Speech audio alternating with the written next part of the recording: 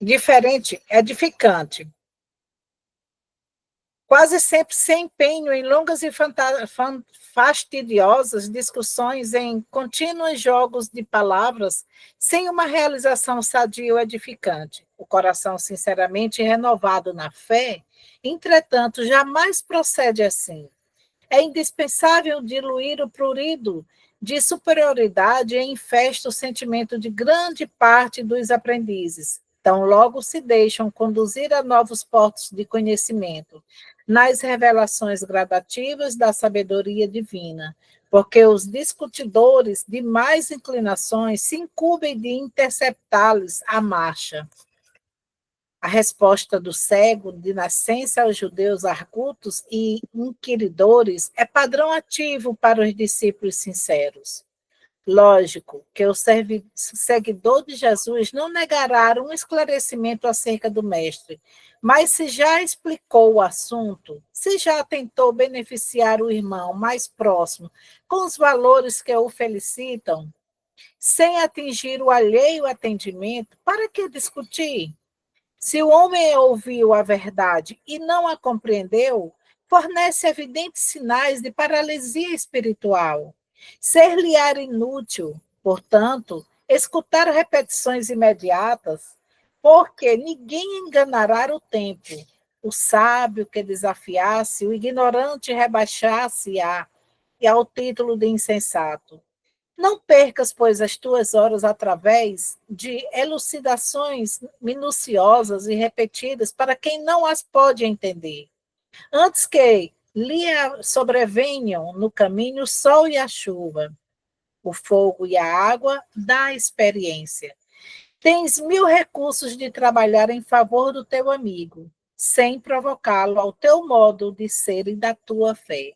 Muito edificante a leitura e toda a explanação de Emmanuel, quando nos prepara que a gente não fique naquela vã repetição, né? Faça desse jeito, olha como eu estou, olha como eu deixo de estar. E muitas vezes, nós, como espíritas, eu não digo nós nem como médios, mas nós, como espíritas, somos as pessoas mais vistas, né? Por quê?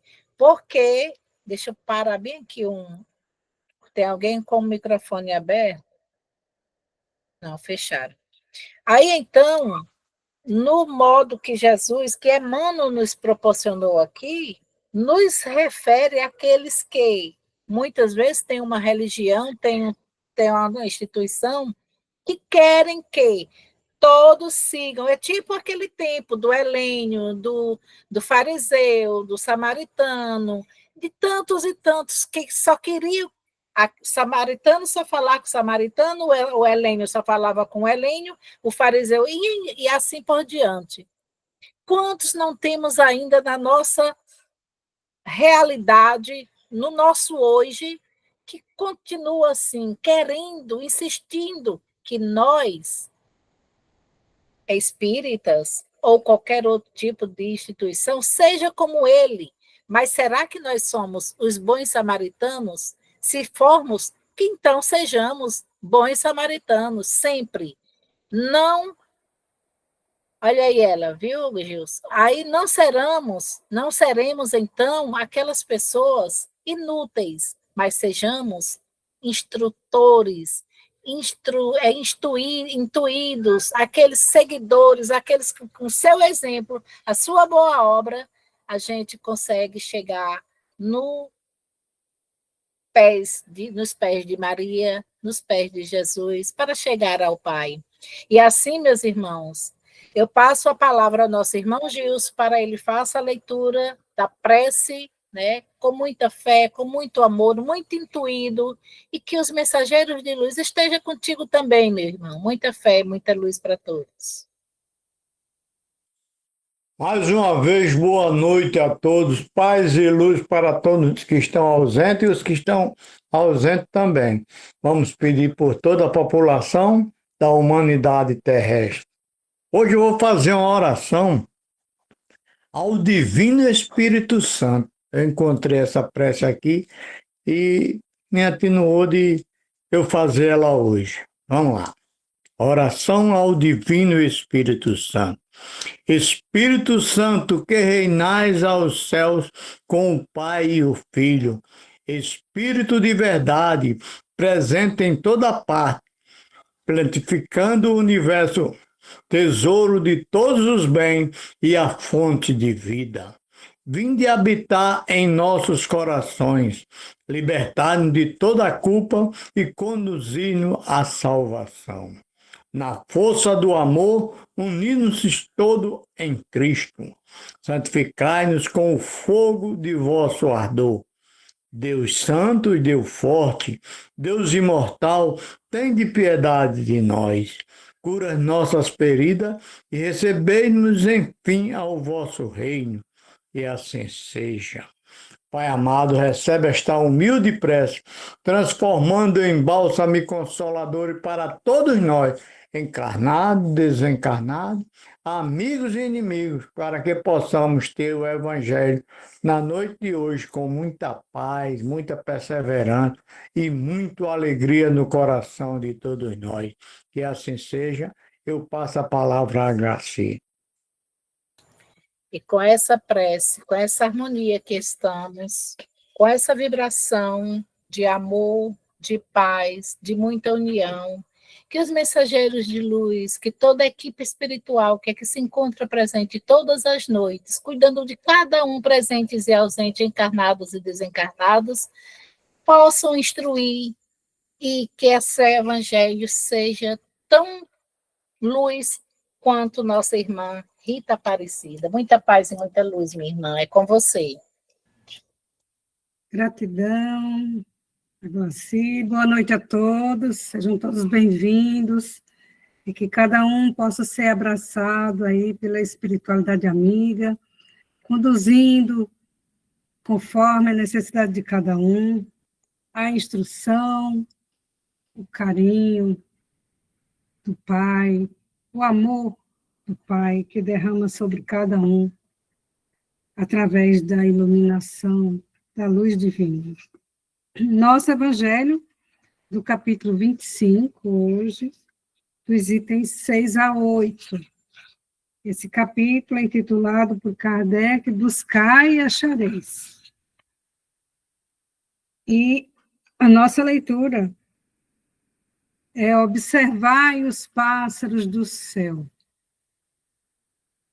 Não ajunteis tesouros na terra, onde a ferrugem e os vermes os corroem, onde os ladrões os desenterram e roubam, mas formai tesouros no céu, onde nem a ferrugem nem os vermes os corroem, porque onde está o vosso tesouro, aí também está o vosso coração. Por isso eu vos digo, não vos inquieteis por saber onde achareis do que comer para o sustento da vossa vida, nem de onde tirareis roupa para cobrir o vosso corpo. A vida não é mais do que o alimento, e o corpo mais do que a roupa. Observai os pássaros do céu, eles não semeiam e não colhem, e não amontoam nada nos celeiros. Mas vosso Pai Celestial os alimenta. Não sois muito mais do que eles? E quem é dentre vós aquele que pode, com todos os seus cuidados, aumentar a sua estatura, a altura de um côvado? Não vos inquieteis, pois, dizendo, que comeremos, ou que beberemos, ou de que nos vestiremos? Como fazem os pagãos que procuram todas essas coisas? Porque vosso Pai sabe que delas tendes necessidade. Procurai, pois, primeiramente o reino de Deus e a justiça, e a sua justiça, e todas essas coisas vos serão dadas por acréscimo. Por isso, não estejais inquietos pelo dia de amanhã, porque o dia de amanhã cuidará de si mesmo.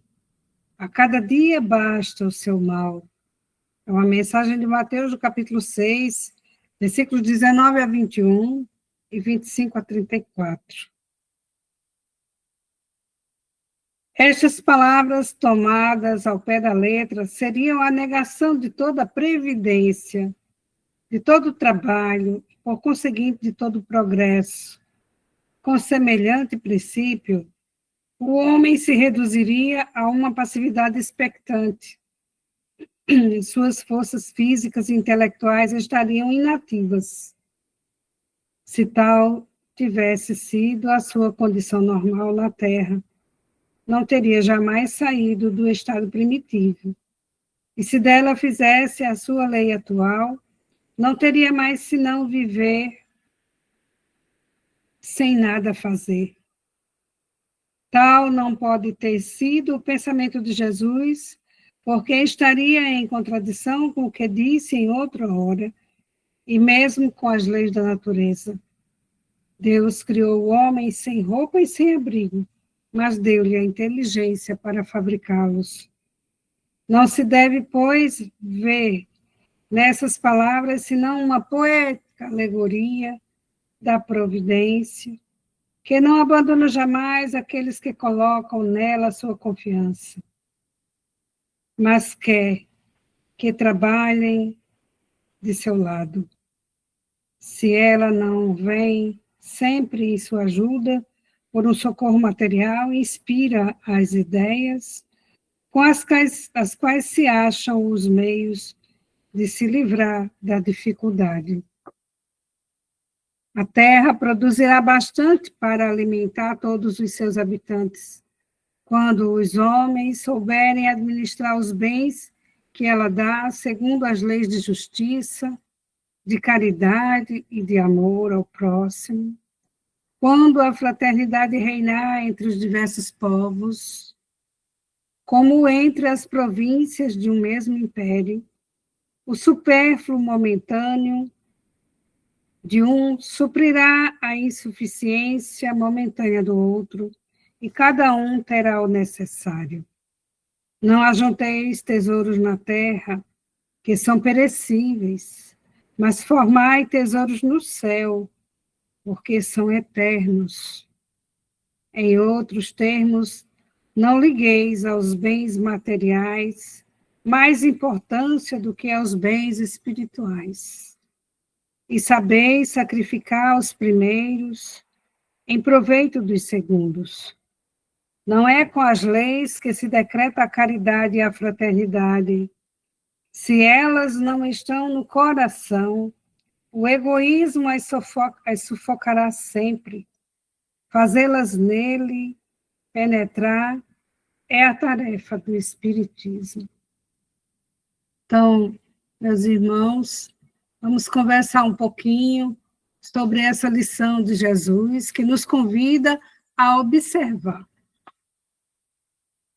Nela tem não só a visão poética e alegórica, mas tem principalmente os elementos necessários à compreensão de quais tesouros estamos acumulando: o da ganância e excessos, ou o suficiente para cuidarmos com previdência da nossa saúde, dos dons que Deus nos deu, do corpo físico e de todas as ferramentas que Deus nos concedeu.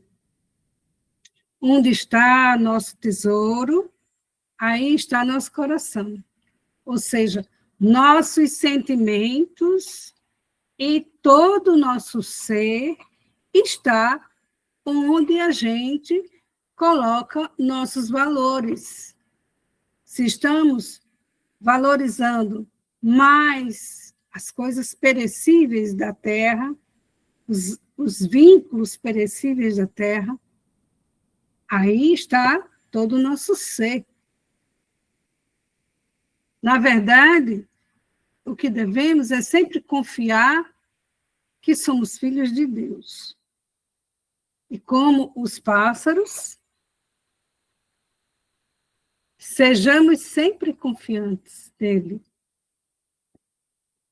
E que a carência de muitos irmãos que hoje ainda passam fome, pode representar uma prova de resignação almejada insistentemente por eles no seu planejamento reencarnatório. E com isso se responde a uma questão: se Deus dá comida aos pássaros, por que tantos passam fome? Será que se atribui à desigualdade social, uns com tanta riqueza, outros com tão pouco ou quase nada? Vamos lembrar de Jó. O quanto Jó sofreu. Quem já leu o livro de Jó aí, o Antigo Testamento, tem muito conhecimento dessa perseverança de Jó. E ele não cansou de sempre dizer, por mais difícil que fosse a situação dele, obrigado, Senhor, por provar seu servo. Que lição, né? Que lição, porque quando estamos na dificuldade, quando estamos na tormenta, a gente não lembra de agradecer, só lembra de reclamar. Mas Deus, por que isso acontece comigo? E se a gente invertesse, ao invés de pensar em qualquer reclamação, agradecesse. A verdade é que hoje a gente ainda estuda muito o Evangelho de Jesus, mas vivenciamos muito pouco. E sempre sob o pretexto de que teremos outras oportunidades, outras reencarnações, eu faço a caridade na próxima encarnação, eu vivo o Evangelho, viverei o Evangelho na próxima reencarnação. Então, não façamos isso, né? Façamos como Jó. Abracemos com resignação tudo que nos vem. E vamos observar os pássaros. O que isso significa? Ficar a contemplar a natureza, contemplar os pássaros voando, cantando? Essa observação aos pássaros significa perceber o quanto eles confiam na providência divina, o quanto louvam e parecem ser gratos, o quanto trabalham incansavelmente, só com o bico fazendo seus ninhos. Já pensou? Já imaginou isso? Essa observação que Jesus nos coloca não significa que devemos ficar a contemplar a natureza de braços cruzados. Não acumuleis os tesouros na terra, mas sim no céu. Isso é para refletirmos. Em quem estamos nos apegando? Estamos disputando uma vaga de trabalho com um irmão que precisa alimentar seus filhos, enquanto eu quero esse emprego só para comprar meu carro novo do ano? Acumular roupas e calçados que nem uso? Será que estou passando por cima dos meus irmãos ou do meu irmão, na corrida pelo ter e me esquecendo de ser eu? De ser melhor, de ser um servidor, de ser aquele que serve? Por outro lado, nós não podemos ser imprevidentes, né? Nós temos que buscar o equilíbrio, a moderação. Não acumular é também não se inquietar, não nos tornar ansiosos pelas coisas perecíveis. A ansiedade, ela nos desconecta de Deus, porque quando ela chega, ela toma conta de todos os neurotransmissores, já sobe o sangue, já lhe deixa fora de si. Então, por que nos ocuparmos tanto com o amanhã, com o que virá, com o que ainda não aconteceu? É aí que precisamos lembrar das aves do céu. Elas não se preocupam se amanhã estarão vivas ou se a cobra já comeu. Não se preocupam. Quer dizer, cuidar, se ocupar com antecedência, preocupar. Né? E essa ansiedade que o tema nos leva a refletir, ela está muito em moda hoje, né? Todos nós vivenciamos muito essa bendita ansiedade. Ela é sinal de que não estamos bem conosco, nem com quem convivemos, gerando assim uma angústia de quem está, por exemplo, numa prisão. Nós estamos vivendo uma epidemia de ansiedade. E essa ansiedade, ela se comporta de duas maneiras. É episódio de ansiedade, aquela ansiedade que você... Aconteceu alguma coisa, você ficou ansioso, mas logo já retoma, já se acalma, já volta ao normal. Isso é normal.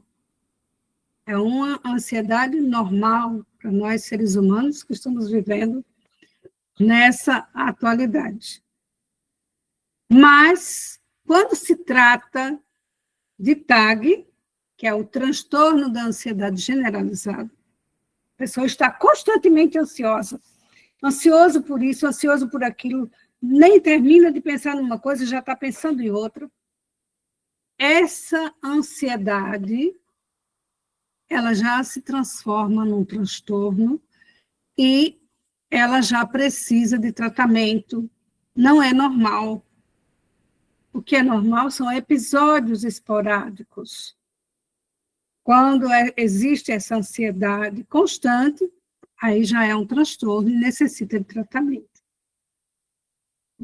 Os primeiros três passos para quem se considera já ansioso de forma generalizada, tem que procurar uma ajuda terapêutica com psicanalista, né? Se não for suficiente, vai para o psiquiatra. E o primeiro de tudo, veja o que está acontecendo com a fé. Cadê sua fé? A fé ajuda para a gente se conhecer. E o nosso tema de hoje, como muitas das mensagens de Jesus, nos convida sempre a uma mudança, a uma transformação. Então, nessa fase de análise, quem está numa situação de ansiedade, ele precisa primeiro se identificar. Quem sou eu? Somente com esse conhecimento é que se consegue, então, mudar. Deixar de ser o que sou. Se não me conheço, não consigo me libertar, nem consigo confiar em Deus, nem tampouco recuperar a fé. Antigamente, e aí aqui eu retomo um estudo de Jorge Elahart, onde ele diz que antigamente a fé era realmente o remédio de toda a humanidade. Mas que essa nossa humanidade, ela, por um determinado momento, não muito remoto, optou por tirar Deus da sua vida. E aí vem a desconstrução da fé entre os seres humanos. Isso culminou muito forte, né, essa desconstrução da fé, ela vem desde a Revolução Francesa. E aí a gente tem 5 fatores preponderantes que caracterizam fortemente essa mudança radical da nossa humanidade, de todos os seres humanos hoje no planeta Terra. Então, o primeiro fator foi essa desconstrução da fé. A humanidade tinha mais fé. Tinha, mesmo que não religião, mas tinha fé. E a essa desconstrução da fé se sucede mais 4 modificações importantes que marcaram toda essa nossa geração. Eu vou falar mais rápido, porque não dá tempo de se deter em cada ponto. Então, depois eu posso até recomendar aí a fala de Jorge Alahata, onde ele explica com mais detalhes esses pontos. Então, o que mais marca a nossa geração, além da desconstrução da fé, é a degeneração da sociedade. Os valores materiais se sobrepondo aos valores morais, gerando medo, insegurança, competição, concorrência, e tudo de negativo que hoje a gente vê no nosso planeta Terra. Depois, o aumento da tecnologia. Tudo no limite é perfeito, positivo. Mas o excesso é que causa o problema. Então, logo quando foi a Revolução Francesa, vieram as máquinas, que começou a grande produção de tudo em escala industrial, ótimo. Aí, está tudo certo. Mas foi tudo evoluindo nessa parte tecnológica, e num avanço muito rápido, de modo que, de positivo, está levando hoje a um ponto muito negativo, que é o isolamento das pessoas. Se tem 3 pessoas numa família, estão na mesa, fazendo sua refeição, ou no restaurante, em qualquer ponto, você vai ver que está cada um no seu celular. Ninguém conversa mais. Não existe mais a vinculação afetiva. Dentro de um lar, é cada um num quarto, cada um com uma televisão, com um computador, com um celular. E as comunicações vão perdendo essa vinculação afetiva. O outro ponto muito marcante é a mudança no cenário das famílias. Nós sabemos, desde o século XX, a família antes era o pai, provedor do lar, e a mãe, cuidadora dos filhos e das querelas do lar. Aí isso mudou completamente. A mulher passou a trabalhar fora, só que dentro do lar não tem quem tome conta dos filhos, não tem mais quem eduque os filhos. Os filhos ficam entregues a uma pessoa estranha, chamou-se babá, né? Então, todos saem para trabalhar todo dia, e isso vai causando cada vez mais um afastamento dos vínculos afetivos. A instabilidade dessa célula social, que é a família, está muito grande. Esse é um ponto, um fator muito marcante para as mudanças no nosso planeta hoje. Vocês têm muito conhecimento dessa transição, e sabemos que num lar, hoje se tem um pai, amanhã não tem. Hoje se tem uma mãe, amanhã não tem. Hoje você casa, amanhã descasa. E isso vai gerando os mais variados tipos de doença social e individual, em todos os envolvidos. E o ponto mais crucial, que envolve a todos já falados, é a transição planetária. Nessa fase de transição, nós sabemos que houve uma reencarnação em massa de irmãos perversos. E essa perversidade vem nos afetando diretamente. É como se fosse tocar o terror em todos os fatores que já estão doentes, gerando medo, distorção de tudo, e a ansiedade vai aos extremos.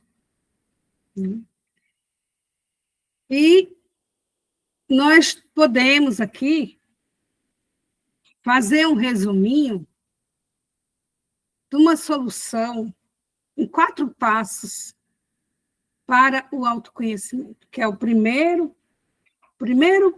providência nossa é buscar o autoconhecimento.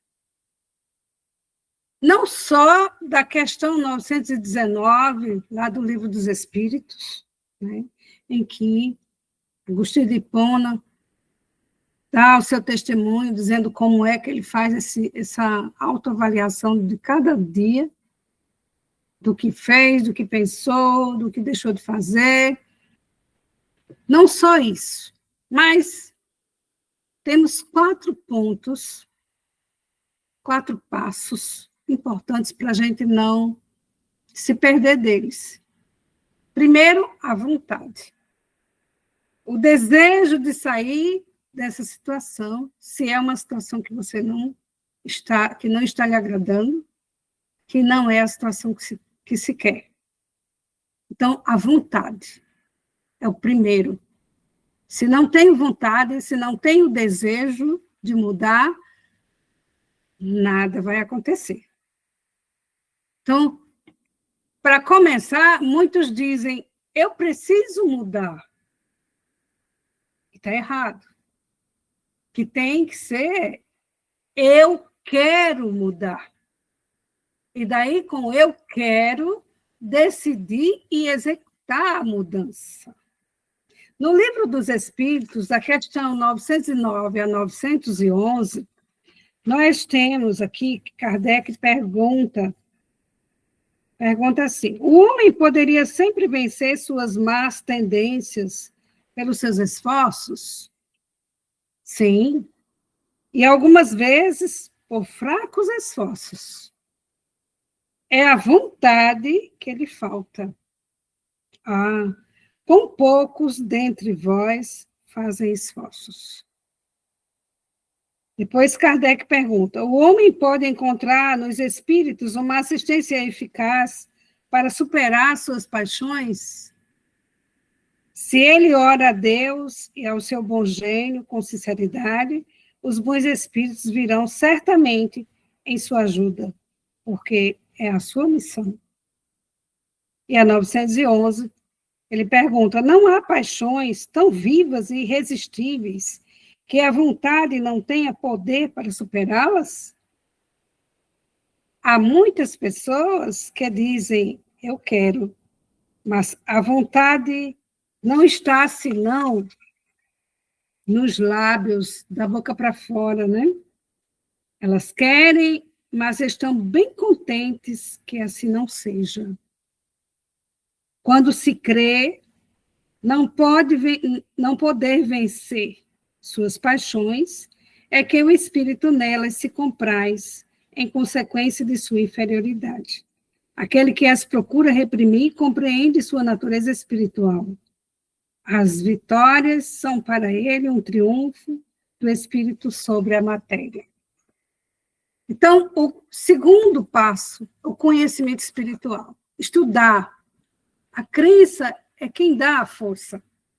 O terceiro passo, a conexão com a natureza. Não nos desconectemos, está tudo conectado. Há quem costume, até que não faço isso, não. Poderia até fazer, porque eu estou aqui no meio do mato.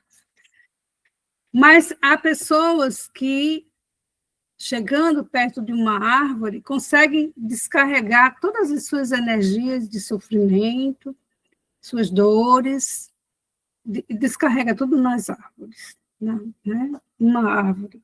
Claro que isso envolve o seu sentimento voltado para Deus. Tudo é uma conexão. Essa conexão com a natureza é uma conexão com Deus. E o quarto passo, meditar. Se autoanalisar. Quais esses gatilhos do que eu penso, do que eu sinto, do que eu faço, me faz uma pessoa diferente do que eu quero ser. E, por último, eu deixo algumas leituras também pertinentes a esse assunto. Não vou fazer, que não vai dar tempo, né? Mas anotem aí para vocês verificarem aí, até antes de dormir, uma boa leitura é muito edificante. E Emmanuel nos fala, em Fonte Viva, no capítulo 177, Ajuntai tesouros no céu. Emmanuel faz todo um estudo sobre isso. No Via de Luz, nós temos 3 itens. O 18, buscai primeiro o reino de Deus. O 86, isso do Via de Luz. Não andeis inquietos. E o 152, não vos inquieteis pelo amanhã. Também no Pão Nosso, no item 156, capítulo 156, Emmanuel tem outro estudo também aí, para nos orientar. Ajuntai para vós tesouros no céu.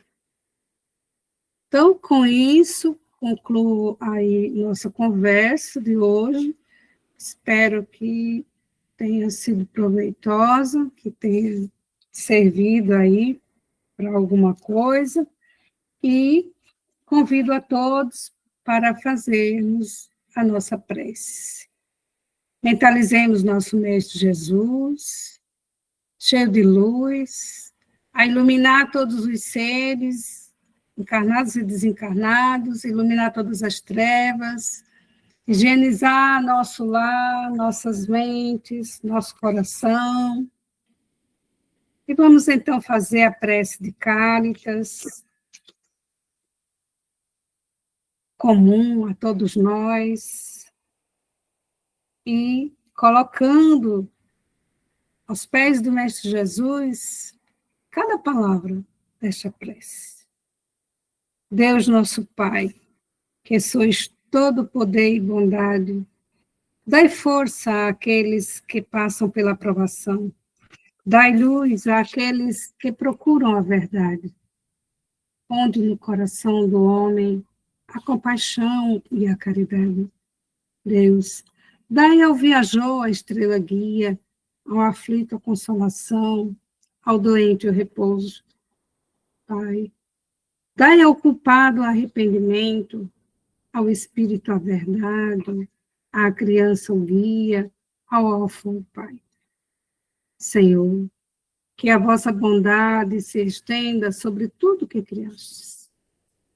Piedade, meu Deus, para aqueles que vos não conhecem, esperança para aqueles que sofrem, que a vossa bondade permita aos Espíritos Consoladores derramarem por toda parte a paz, a esperança e a fé.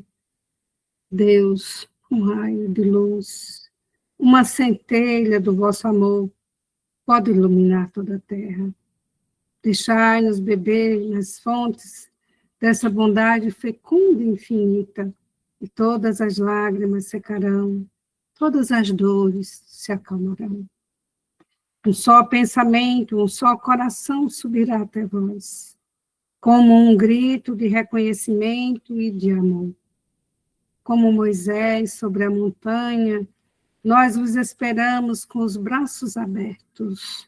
Ó bondade, ó beleza, ó poder, ó perfeição. Queremos, de alguma sorte, merecer a vossa misericórdia. Deus, dai-nos força, ajudar o nosso progresso, a fim de subirmos até vós. Dai-nos a caridade pura, a humildade,